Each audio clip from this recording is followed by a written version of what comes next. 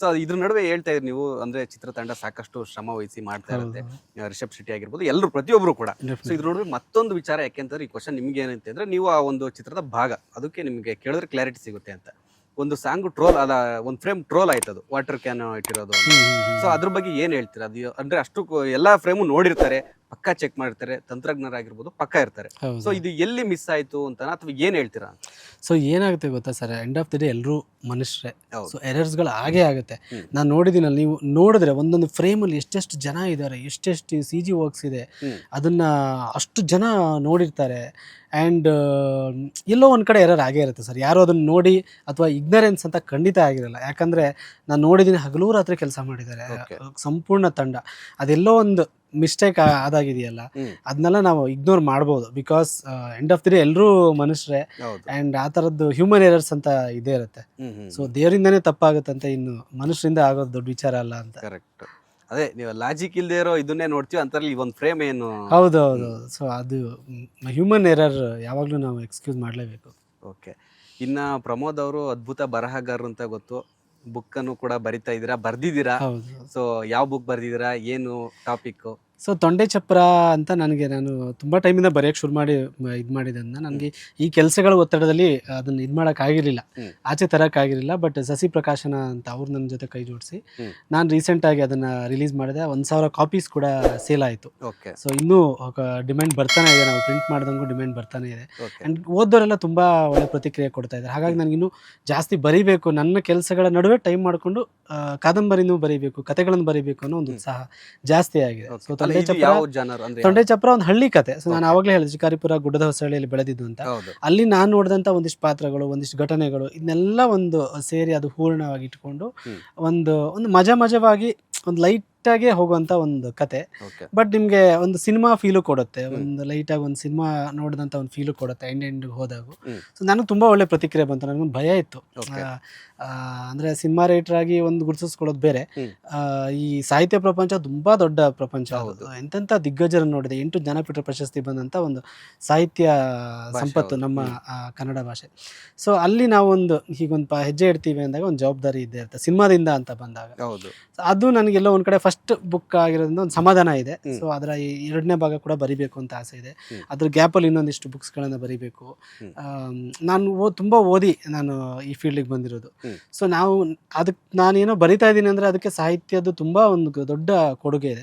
ನಾವು ಒಂದು ಅಳಿಲು ಸೇವೆ ಮಾಡೋಣ, ಮುಂದಿನ ಪೀಳಿಗೆಗೆ ಒಂದು ಸ್ವಲ್ಪ, ಸ್ಪೆಷಲಿ ಸಿನಿಮಾ ರೈಟರ್ ಅಂತ ಬಂದಾಗ ಒಂದು ಸ್ವಲ್ಪ ಜನ ಗುರುತಿಸ್ತಾರೆ ಸಾಹಿತ್ಯದಲ್ಲಿ ಅಂತ. ಹಾಗಾಗಿ ನಾವು ಬರೆಯೋಕ್ಕೆ ಶುರು ಮಾಡಿದಾಗ ಒಂದು ಸ್ವಲ್ಪ ಎಲ್ಲೋ ಒಂದಿಷ್ಟು ಜನ ಓದೋದಕ್ಕೆ ಶುರು ಮಾಡ್ಬೋದು ಅನ್ನೋದು ಒಂದು ಇದೆ. ನನಗೆ ಅದೊಂದು ಕನ್ಸರ್ನ್ ತುಂಬ ಇದೆ, ನೆಕ್ಸ್ಟ್ ಜನ್ರೇಷನ್ ಓದ್ತಿಲ್ಲ ಅನ್ನೋ ಒಂದು ಕನ್ಸರ್ನ್ ಇದೆ.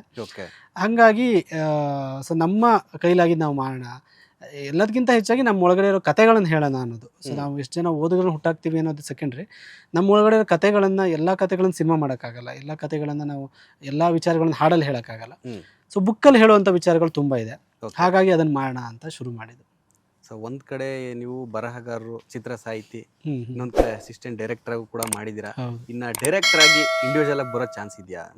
ಸೊ ಈಗ ಸದ್ಯಕ್ಕಂತೂ ನನ್ನ ತಲೆಯಲ್ಲಿ ಆ ಥಾಟ್ಸ್ ಇಲ್ಲ. ಬಟ್ ಆಸೆ ಮುಂಚೆ ಡೈರೆಕ್ಟರ್ ಆಗಬೇಕಂತಲೇ ಬಂದಿದ್ದು. ಬಟ್ ಈಗ ನಾನು ಸದ್ಯಕ್ಕೆ ಹೋಲ್ಡ್ ಮಾಡಿದ್ದೀನಿ. ನಾನು ಆವಾಗಲೇ ಹೇಳಿದೆ, ರೈಟರ್ಸ್ಗೆ ಪ್ರಾಮುಖ್ಯತೆ ಬೇಕು, ರೈಟರ್ಸ್ ಜಾಸ್ತಿ ಆಗಬೇಕು ಅಂತ. ಸೊ ಅದು ನಮ್ಮ ಲಿರಿಕ್ಸಿಸ್ಟ್ ಏನು ಬರ್ಕೊಂಬಂದಿದ್ದಾರೆ, ಅವರೆಲ್ಲ ಎಂತೆಂಥ ಅದ್ಭುತವಾದ ಹಾಡುಗಳನ್ನು ಬರೆದಿದ್ದಾರೆ ಅಂದರೆ ನಮಗೆ ತುಂಬ ದೊಡ್ಡ ಜವಾಬ್ದಾರಿ ಇದೆ ಆ್ಯಸ್ ಅ ಲಿರಿಸಿಸ್ಟ್ ನಮಗೆ. ಯಾಕಂದರೆ ಮುಂದಿನ ಜನ್ರೇಷನ್ಗೆ ಈಸಿಯಾಗಿ ಕನ್ನಡವನ್ನು ಪಾಸ್ ಮಾಡುವಂಥ ಒಂದು ವಿಚಾರ ಇರೋದು ಪರಿಕರ ಇದ್ದರೆ ಅದು ಸಿನಿಮಾ ಮತ್ತು ಸಿನಿಮಾ ಸಾಹಿತ್ಯ. ಯಾಕಂದರೆ ಓದು ಕಡಿಮೆ ಆಗ್ತಾ ಇದೆ, ಅವರು ಪಠ್ಯದಲ್ಲಿ ಕನ್ನಡ ಇಲ್ಲ ಅನ್ನೋದು ಒಂದು ಕೊರಗಿದ್ದೇ ಇದೆ. ಹಾಗಾಗಿ ನಾವು ಅವ್ರಿಗೆ ನಾವೇನು ಕನ್ನಡ ಸಾಹಿತ್ಯ ಅನ್ನೋದೇನಿದೆ ಅದು ಸಿನಿಮಾ ಸಾಹಿತ್ಯದಲ್ಲಿ ಒಂದು ಜವಾಬ್ದಾರಿ ಇದ್ದೇ ಇದೆ. ಹಾಗಾಗಿ ಆ ಜವಾಬ್ದಾರಿನ ಒಂಚೂರು ಚೆನ್ನಾಗಿ ನಿಭಾಯಿಸೋಣ ಒಂದಿಷ್ಟು ವರ್ಷಗಳ ಕಾಲ. ಮತ್ತು ವೈಯಕ್ತಿಕವಾಗಿ ಒಂದಿಷ್ಟು ಆಸೆಗಳಿದೆ. ಈಗ ನಾನು ಹೇಳಿದೆ, ನಾಗೇಂದ್ರ ಪ್ರಸಾದ್ ಸರ್ದಲ್ಲಿ ಎಕ್ಸಾಂಪಲ್ ಕೊಟ್ಟೆ.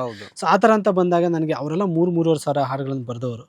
ಸೊ ಅವ್ರ ಜರ್ನಿ ನೋಡಿದಾಗ ನನಗೆ ನಾವೆಲ್ಲ ಇನ್ನೂ ಏನೂ ಮಾಡೇ ಇಲ್ಲ ಅನ್ಸುತ್ತೆ, ಒಂದು 5% ಮಾಡಿರ್ಬೋದು ಅಷ್ಟೇ ಅನ್ಸುತ್ತೆ. ಹಾಗಾಗಿ ಅದೊಂದು ತುಂಬ ಆ್ಯಸ್ ಅ ಲಿರಿಸಿಸ್ಟ್ ನನಗೆ ಇನ್ನೂ ತುಂಬ ದೊಡ್ಡ ಜರ್ನಿ ಮಾಡೋದಿದೆ. ಅದು ಆದಮೇಲೆ ಅಥವಾ ಮಾಡೋ ಗ್ಯಾಪಲ್ಲೆಲ್ಲೂ ನನ್ನ ಒಳಗಡೆ ಒಂದು ಕತೆ ಬಂದರೆ ನನಗೆ ಮಾಡಬೇಕು ಅನ್ಸಿದ್ರೆ ಮಾಡ್ತೀನಿ. ಬಟ್ ಸದ್ಯಕ್ಕೆ ಇರೋದು ತುಂಬ ಒಳ್ಳೊಳ್ಳೆ ಸಿನಿಮಾಗಳಿಗೆ ಹಾಡುಗಳನ್ನು ಬರೀಬೇಕು, ಒಳ್ಳೊಳ್ಳೆ ಹಾಡುಗಳನ್ನು ಬರೀಬೇಕು, ಅದು ತುಂಬ ಇದೆ. ಕನ್ನಡ ಭಾಷೆಯನ್ನು ನನಗೆಷ್ಟು ಸಾಧ್ಯವೋ ಅಷ್ಟು ಚೆನ್ನಾಗಿ ನಾನು ಹಾಡುಗಳ ಮೂಲಕ ಪಾಸ್ ಮಾಡಬೇಕು ಅನ್ನೋದು ಇದ್ದೇ ಇದೆ. ಓಕೆ. ಇವಾಗಲೇ ಸಾಕಷ್ಟು ಬ್ಯುಸಿ ಇದ್ದೀರಾ. ಸೊ ನಿಮ್ಮ ಅಪ್ಕಮಿಂಗ್ ಪ್ರಾಜೆಕ್ಟ್ಗಳಾಗಿರ್ಬೋದು, ಬೇರೆ ಬೇರೆ ಏನು ಪ್ಲ್ಯಾನ್ ಇದೆ ಅಂತ? ಸೊ ಅಪ್ಕಮಿಂಗ್ ಅಂದರೆ ಈಗ ಡೆವಿಲ್ ರಿಲೀಸ್ ಆಗಬೇಕು. ಅದು ಬಿಟ್ಟರೆ ಮಾರ್ನಮಿ ಅಂತ ಒಂದು ಸಿನಿಮಾ ಚರಣ್ ರಾಜ್ ಸರ್ ಜೊತೆ ನಾನು ಫಸ್ಟ್ ಟೈಮ್ ವರ್ಕ್ ಮಾಡಿದಂಥ ಸಿನಿಮಾ. 2 ಹಾಡುಗಳನ್ನು ಬರೆದಿದ್ದೀನಿ, 2 ಹಾಡು ರಿಲೀಸ್ ಆಗಿದೆ. ಓಕೆ. ಸೊ ನನಗೆ ತುಂಬ ಒಳ್ಳೆ ರೆಸ್ಪಾನ್ಸ್ ಬಂತು, ಲಿರಿಕ್ಸ್ ಆಗಿರ್ಬೋದು, ಅವ್ರ ಚರಣ್ ಸರ್ ಮ್ಯೂಸಿಕ್ ಆಗಿರ್ಬೋದು. ಸೊ ಅದ್ರ ಜೊತೆಗೆ ಗ್ರಾಮಾಯಣ ವಿನಯ್ ರಾಜ್ಕುಮಾರ್ ಸಿನಿಮಾಗೆ ರೀಸೆಂಟಾಗಿ ಹಾಡು ಬರೆದೆ. ಪೂರ್ಣಚಂದ್ರ ತೇಜಸ್ವಿ ಅವ್ರ ಜೊತೆ ನಾನು ವರ್ಕ್ ಮಾಡಿದ್ದು, ಒಳ್ಳೆ ಎಕ್ಸ್ಪೀರಿಯನ್ಸ್ ಅದು. ಆದಮೇಲೆ ಕರಾವಳಿ ಅಂತ ಒಂದು ಸಿನಿಮಾಗೆ ಅದಕ್ಕೆ 4 ಹಾಡು ಬರೆದಿದ್ದೀನಿ. ಪ್ರಜ್ವಲ್ ದೇವರಾಜ್ ಅವರು ಮತ್ತು Raj B Shetty. So Sachin Basrur music ಅದಕ್ಕೆ. ಸೊ ಸ್ಪಾರ್ಕ್ ಅಂತ ಒಂದು ಸಿನಿಮಾ ನಿರಂಜನ್ ಅವರು ಮಾಡ್ತಾ ಇದ್ದಾರೆ. ಒಂದಿಷ್ಟು ಸಿನಿಮಾಗಳು ಹಿಂಗೆ ನಡೀತಾನೆ ಇದೆ, ಹೊಸಬಳ ಸಿನಿಮಾಗಳು ರೆಗ್ಯುಲರ್ ಆಗಿ ಬರೀತಾನೆ ಇರ್ತೀನಿ. ಸೊ ಹಿಂಗೆ ಒಂದಿಷ್ಟು ನೆಕ್ಸ್ಟ್ ಇಯರ್ಗೆ ಒಂದಿಷ್ಟು ಪ್ರಾಜೆಕ್ಟ್ಗಳು ಇದೆ, ಬರ್ದಿರೋದಿದೆ, ಇನ್ನೊಂದಿಷ್ಟು ವರ್ಕ್ ಮಾಡ್ತಾ ಇರೋದು ಇದೆ. ಓಕೆ. ಅಲ್ಲ, ನಿಮಗೊಂದು ವಿಷನ್ ಅಂತ ಇರುತ್ತೆ, ಗುರಿ. ಸೊ ಏನು ನೆಕ್ಸ್ಟ್ ಇದೆ ಸಾಹಿತ್ಯ ಇದರಲ್ಲೇ ಏನು ಮಾಡಬೇಕು ಅಂತ ಅಂದ್ಕೊಂಡಿದ್ದೀರಾ ಅಂತ? ನನಗೆ ನಾನು ಹೇಳ್ದಂಗೆ ಎಲ್ಲ ಸ್ಟಾರ್ಸ್ಗೂ ಬರಿಬೇಕು ಅನ್ನೋದೊಂದು, ಓಕೆ. ಎಲ್ಲ ಥರದ ಹಾಡುಗಳನ್ನು ಬರಿಬೇಕು, ಎಲ್ಲ ಥರದ ಹಾಡುಗಳು ಹಿಟ್ ಕೊಡಬೇಕು ಅನ್ನೋದು ಒಂದು ಆಸೆ ಇದೆ. ಅದಾದಮೇಲೆ ಒಂದಿಷ್ಟು ನಂಬರ್ಸ್ ಅಂತ ಇದೆ ನನಗೆ. ಮುಂಚೆಯವರೆಲ್ಲ ಬರೀ 2,000, ಕಲ್ಯಾಣ್ ಸರ್ ಆಗಿರ್ಬೋದು, ಕವಿ ಸರ್ ಎಲ್ಲ 2,000, 3,000 ಹಾಡುಗಳನ್ನು ಬರೆದಿದೆ. ನನಗೆ ಈಗ ನನಗಿರೋ ಗೋಲು 1000 ಹಾಡುಗಳನ್ನು ನಾನು ಬರೀಬೇಕು, ಸಿನಿಮಾ ಹಾಡುಗಳನ್ನು ಅನ್ನೋದು ಸದ್ಯಕ್ಕಿರೋ ಗೋಲ್ ನನಗೆ. ಅದಾದಮೇಲೆ ಏನಾಗುತ್ತೋ ಗೊತ್ತಿಲ್ಲ, ಅದಾದಮೇಲೆ ನಿರ್ದೇಶನ ಮಾಡಬೇಕು ಅಂತ ಅನಿಸುತ್ತೋ ಅಥವಾ ಮತ್ತೆ 2,000 ಬರೀಬೇಕು ಅನಿಸುತ್ತೋ ಗೊತ್ತಿಲ್ಲ. ಸೊ ಈಗ ಸದ್ಯಕ್ಕೆ ನಾನು 1000 ಹಾಡುಗಳನ್ನು ಬರೀಬೇಕು. ನನ್ನ ಸಾಹಿತ್ಯ ಅಂತ ಬಂದಾಗ ಒಂದು ನನ್ನದೇ ಆದ ಒಂದು ಶೈಲಿಯಲ್ಲಿ ಚೆನ್ನಾಗಿ ಬರೀಬೇಕು, ತುಂಬ ಜವಾಬ್ದಾರಿಯಿಂದ ಬರೀಬೇಕು. ಅದು ಸಣ್ಣ ಸಿನಿಮಾ ಆಗಿರ್ಬೋದು, ದೊಡ್ಡ ಸಿನಿಮಾ ಆಗಿರ್ಬೋದು, ಯಾವ ಹೀರೋ ಸಿನಿಮಾ ಆಗಿದ್ರೂ ಕೂಡ ನಾನು ಬರೆದಾಗ ಅದನ್ನು ನನ್ನ ಜವಾಬ್ದಾರಿ ನಾನೇನಿದೆ ಅದನ್ನು ಚೆನ್ನಾಗಿ ಮಾಡಬೇಕು. ಒಂದು ಒಳ್ಳೆ ಪೋಯಿಟ್ರಿ ಇರಬೇಕು ಅದರಲ್ಲಿ, ಪ್ರತಿಯೊಬ್ಬರಿಗೂ ಕನೆಕ್ಟ್ ಆಗುವಂಥ ಒಂದು ಪೋಯಿಟ್ರಿ ಇರಬೇಕು ಅನ್ನೋದು ನನ್ನ ಆಸೆ. ಅದು ಅಂದರೆ ಇವಾಗ ಪ್ರಮೋದ್ ಅವರು ಬರೀ ರೊಮ್ಯಾಂಟಿಕ್ ಜಾನರಲ್ಲೇ ಮಾಡ್ತಾರೆ, ಅಥವಾ ನಿಮ್ಮ ಫೇವ್ರೇಟ್ ಜಾನರ್ ಯಾವುದು, ಅಥವಾ ಎಲ್ಲ ಜಾನರಲ್ಲೂ ಮಾಡ್ತೀರಾ ಅಂತ? ಸೊ ಏನಾಗಿದೆ, ನನ್ನ ಜರ್ನಿ ನೀವು ನೋಡಿದ್ರೆ ನನ್ನ ಇನ್ಸ್ಪೆಕ್ಟರ್ ವಿಕ್ರಮಲ್ಲಿ ನಾನು ಟೈಟಲ್ ಅವರು ಇಂಟ್ರೊಡಕ್ಷನ್ ಸಾಂಗ್ ಬರೆದಿದ್ದೆ, ಬೈರಾಗಿಯಲ್ಲೂ ಒಂದು ಪೆಪ್ಪಿ ನಂಬರ್ ಬರೆದಿದ್ದೆ, ಪ್ಯಾಥೋ ಕೂಡ ಬರೆದಿದ್ದೆ, ಮಾರ್ಟಿನಲ್ಲಿ ಐಟಮ್ ನಂಬರ್ ಬರೆದಿದ್ದೆ, ಕಬ್ಜದಲ್ಲಿ ಐಟಮ್ ನಂಬರ್ ಬರೆದಿದ್ದೆ. ಸೊ ತುಂಬ ರತನ್ ಪ್ರಪಂಚದಲ್ಲಿ ವಾಟ ವಾಟ ಲೈಫು ಅಂತ ಹೀರೋ ಇಂಟ್ರೊಡಕ್ಷನ್ ಥರ ಒಂದು ಪೆಪ್ಪಿ ನಂಬರ್ ಬರೆದಿದ್ದೆ, ಮರ್ಯಾದೆ ಪ್ರಶ್ನೆಯಲ್ಲಿ ಟೇಕ್ ಇಟ್ ಈಸಿ. ಸೊ ಈ ಥರ ತುಂಬ ಸಾಂಗ್ಗಳಿದೆ. ಸೊ ನಾನು ಬರ್ದಿದ್ದೆ. ಬಟ್ ಏನಾಗುತ್ತೆ, ನೀವು ಒಂದು ದೊಡ್ಡ ಹಿಟ್ ಅಂತ ನೀವು ಯಾವಾಗ ಒಂದು ಸಿಂಗಾರ ಸಿರಿಯ ಥರದ ಒಂದು ದೊಡ್ಡ ಹಿಟ್ ಆಗುತ್ತೆ, ಆವಾಗ ನಿಮಗೆ ಅದೊಂದು ಆಗುತ್ತೆ, ನಿಮಗೆ ಜಾಸ್ತಿ ರೊಮ್ಯಾಂಟಿಕ್ ಸಾಂಗ್ ಬರೋದಕ್ಕೆ ಶುರು ಆಗುತ್ತೆ, ಅದೇ ಒಂದು ಕೂರುತ್ತೆ, ಅದಾಗುತ್ತೆ. ಸೊ ಹಂಗಾಗಿದೆ ನನಗೆ. ನಂಗೆ ತುಂಬ ಖುಷಿ ಇದೆ, ಯಾಕಂದರೆ ಒಂದು ರಾಜ್ಕುಮಾರ್ ಸಿನಿಮಾದಲ್ಲಿ ಒಂದು ಡೈಲಾಗ್ ಇದೆ, ನಮ್ಮ ಬದುಕು ಎಷ್ಟೋ ಜನರ ಕನಸು ಅಂತ. ನಾವು ಬ್ಲೇಮ್ ಮಾಡ್ಕೋಬಾರ್ದು ಯಾವಾಗಲೂ. ನಾವೇನಿದೆ ಅದನ್ನು ನಾವೇನು ಕೂತಿದ್ದೀವಿ ಈಗ. ಸೊ ನಾನು ಲಿರಿಕ್ ರೈಟರ್ ಆಗಿದ್ದೀನಿ. ಸೊ ತುಂಬ ಜನ ಲಿರಿಕ್ ರೈಟರ್ ಆಗಬೇಕು ಅಂತ ಕಾಯ್ತಿರ್ತಾರೆ, ಎಷ್ಟೋ ಜನ ಇನ್ಸ್ಟಾಗ್ರಾಮಲ್ಲಿ ಮೆಸೇಜ್ ಮಾಡ್ತಿರ್ತಾರೆ. ಸೊ ನಾವೇನು ಬರಿತಾ ಇದ್ದೀವಿ, ಏನು ಮಾಡ್ತೀವಿ, ಅದ್ರಲ್ಲಿ ತುಂಬ ತೃಪ್ತಿ ಇದೆ ನನಗೆ. ಅದ್ರ ಜೊತೆಗೆ ಸೊ ಇನ್ನೂ ಅಂದರೆ ನಾನು ಬೇರೆ ಬೇರೆ ಸಾಂಗ್ಗಳಾಗಿರ್ಬೋದು, ನನಗೆ ನೀವು ಕೇಳಿದ್ರೆ ಯಾವ ಜಾನರ್, ಅಫ್ಕೋರ್ಸ್ ನನಗೆ ರೊಮ್ಯಾಂಟಿಕ್ ಜಾನರ್ ತುಂಬ ಇಷ್ಟ. ಅದ್ರ ಜೊತೆಗೆ ನನಗೆ ಈ ಮಾಸ್ ಜಾನರ್ ಏನಿದೆ, ಒಂದು ಐಟಮ್ ನಂಬರ್ ಆಗಿರ್ಬೋದು, ಅದು ತುಂಬ ಇಷ್ಟ. ಸೊ ನನಗೆ ಲವ್ ಸಾಂಗ್ ಬರೆಯೋದಕ್ಕಿಂತ ಚಾಲೆಂಜಿಂಗ್ ಅನಿಸೋದು ಒಂದು ಐಟಮ್ ನಂಬರ್ ಬರೆಯೋದು.